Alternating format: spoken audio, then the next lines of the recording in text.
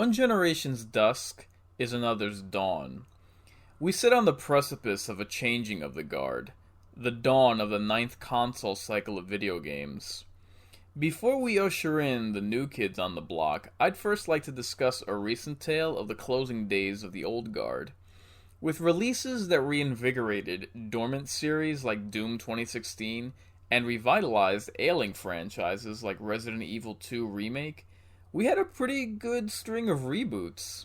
Suffice it to say, when the rumors turned out to be valid leaks of an RE3 redesign, the hopes were high that an HD Nemesis for the Xbox One and PS4 could carry the momentum.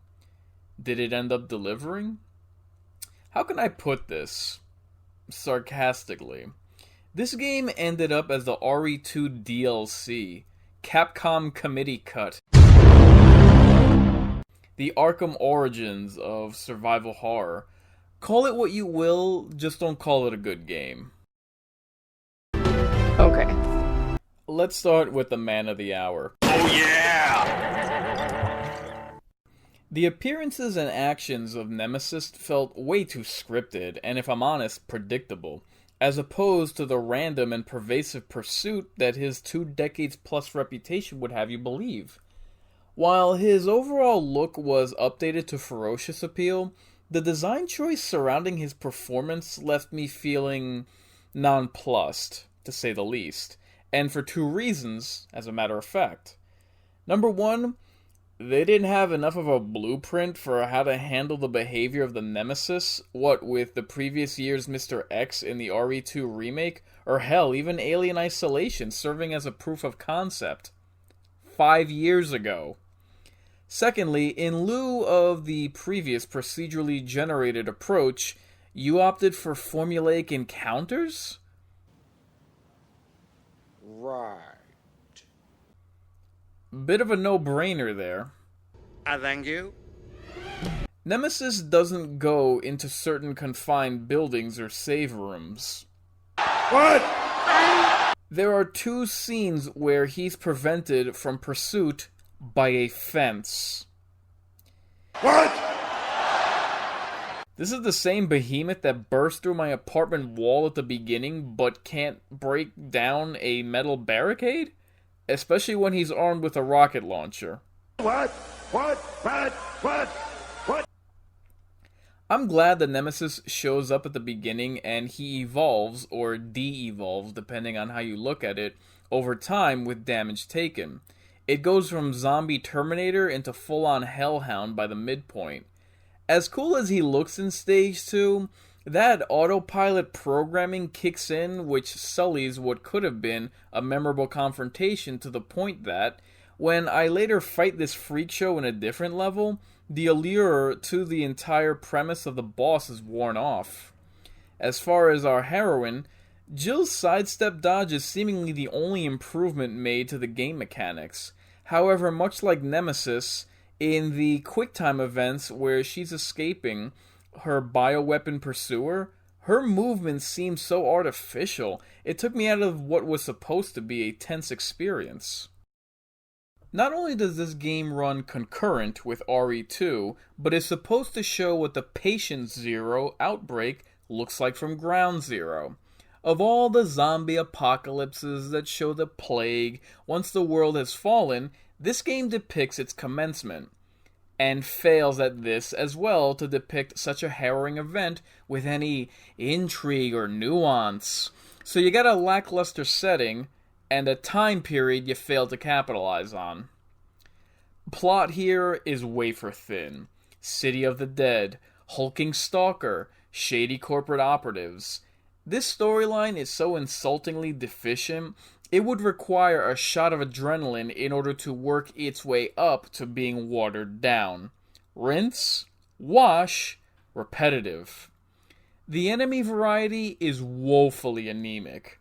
I never played the original Nemesis, but I did watch my friend play it, and I was looking forward to the Gravedigger scene. Imagine my disappointment. I liked the Hunters, and the Raccoon City Hospital was my favorite level. That Hunter Gamma is another can of worms. The infected ticks are about as uninspired of opponents as it gets. The villain types weren't the only ingredients left on the cutting room floor either. RE3 is lacking in puzzles. There's no mercenaries mode, the absent clock tower stage, they've removed sub-weapons. About as by the numbers as a Blumhouse script. In rushing this game into release, no doubt to use RE2's resources, had they given themselves sufficient time, they could have learned from RE2's feedback and opted not to cut out content. So instead, you have two remakes, back to back no less, with the same problem. On the resource front, there's far too much ammo, health, and weapon availability to create nail-biting apprehension.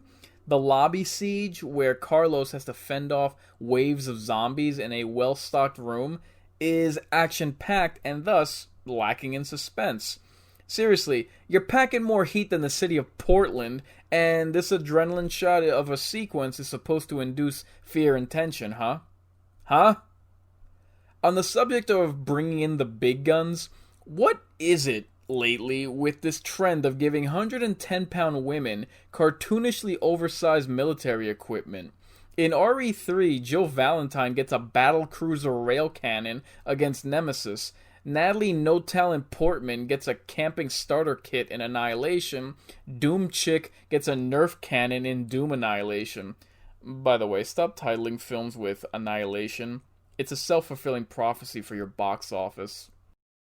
I have to give a mention to the highly detailed, yet ultimately uninspired environments. The flashy neon signs and Easter egg posters are a nice touch, but the bland design leaves a fairly mundane impression of what's supposed to be a memorable and iconic city in survival horror. I'm crossing this off my bucket list. I heard of a cozy small-town tourist trap due north to do my medical internship. On-call staff, reliable turn-down service, the schools there are so much nicer. How is it that, unlike RE2, you had an entire town to explore and it feels like Raccoon City has been diminished? Zoning laws, right? You could have gone for the sprawl, but what you're left with just feels small. This doesn't even make for decent claustrophobia between alleyways. Wide as an ocean, deep as a puddle. So, you shortened the release window since the last game, cut even more content than the predecessor remake, downsized the scale and scope, and shortened the runtime. This remake of Resident Evil Nemesis sure puts the REN in the word reneged. I'm not saying make it an open-world RPG, but come on, man! You could have invented custom-made levels, distinct to the RE3 mythos. You didn't. You could have designed unique and innovative enemy types. Why bother? You could have expanded on the story. You failed. Well, if you stuck with me this long, I think you glorious bastards are deserving of a perk. After all, if this game can be a glorified expansion pack, then why can't this episode have one?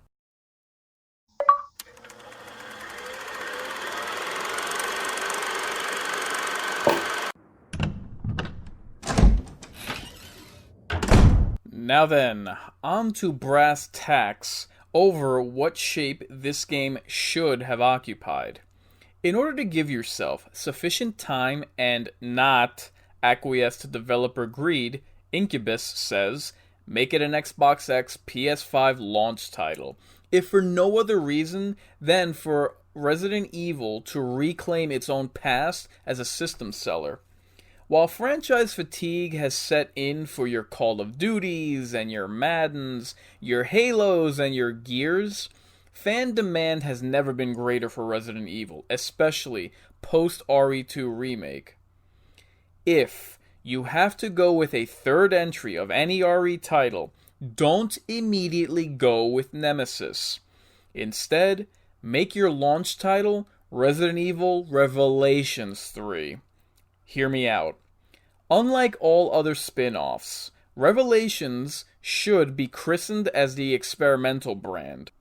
Because you wouldn't be tinkering with a remake, you don't run the risk of tainting the past, And because you need a testbed for new ideas for your mainline sequels, you're paving the way for your immediate present and far-flung future.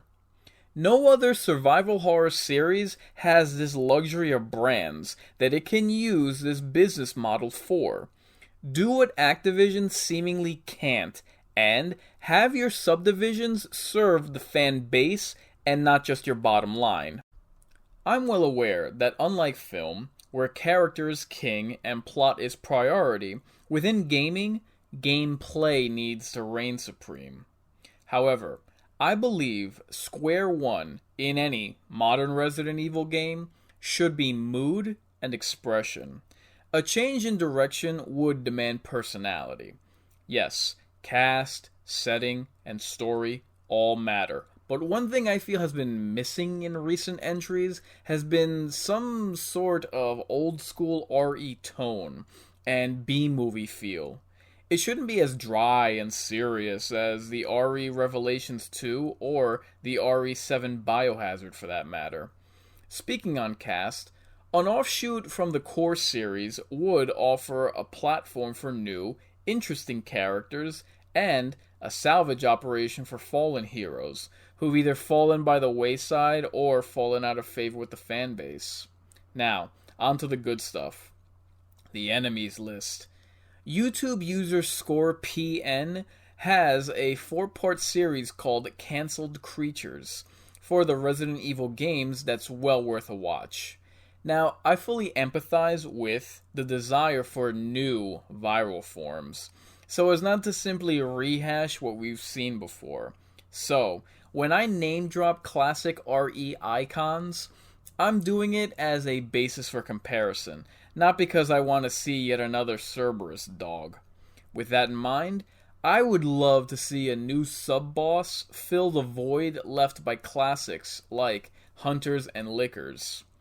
I find it essential to subvert expectations with the series, like how the Crimson Heads would come back to life, or how in the original RE Remake, the mansion layout was rearranged.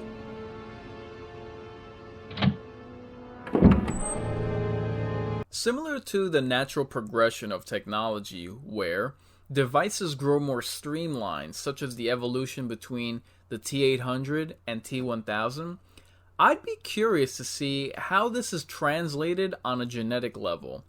On the one hand, you don't want to fall back on the towering brute because tyrants have been done to death. Mr. X, Nemesis, Elegante, the Executioner, RE6 Ustanak. Bigger does not necessarily mean better and or badder. On the other hand, the slender enemies have grown overly familiar. Chainsaw Man from RE4 and 5, Regenerator, so on, so forth. How's about a monster using hosts as literal meat shields? You have to blow someone halfway to hell just to get to the monster within. Here's an idea. Legionnaire, the beast that is many. The point in the Revelations branch is to consolidate all spin-offs that came before, so there's no reason inspiration can't be drawn from other offshoots. Tentacles are overdone.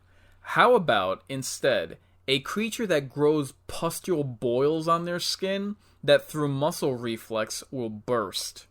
The discharge releases resin that sticks players to the floors, walls, and any other surface. Thus, instead of tendrils pulling you towards it, their passive attack ensures you're left struggling in place to ratchet up the tension as they shamble towards you.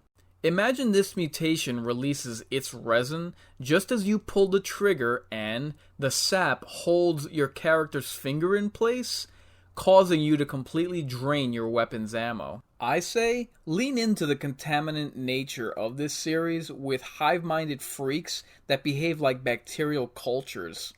On the B-movie front, I'd love to see a rogues gallery take cues from the body horror on display from the movie Slither. How about infected ghouls that maintain their consciousness, but must feed on living flesh, a la Tales from the Crypt Mornin' Mess episode. There'd be an element of tragedy as they maintain some measure of their humanity before the hunger sets in. Imagine if they have valuable information on the larger threat and players need to make the difficult choice of mercy killing these poor souls or keeping their informants well fed. The blistered albino skin is reminiscent of the drug addict from the movie Seven. I can't help but feel like Area of Effect monsters are utterly lacking in survival horror. A threat that is more passive, whose attacks are indirect. They threaten the very air you breathe, for example. A true germ factory. Wouldn't the use of masks be suitable in a realistic pandemic? So fans, I have been your host Incubus. This has been the Mind's Eye Roundup pitch for what the follow-up to the RE2 Remake should have been, and the review of the Resident Evil 3 Remake. Well, at least we got Doom Eternal this year, right?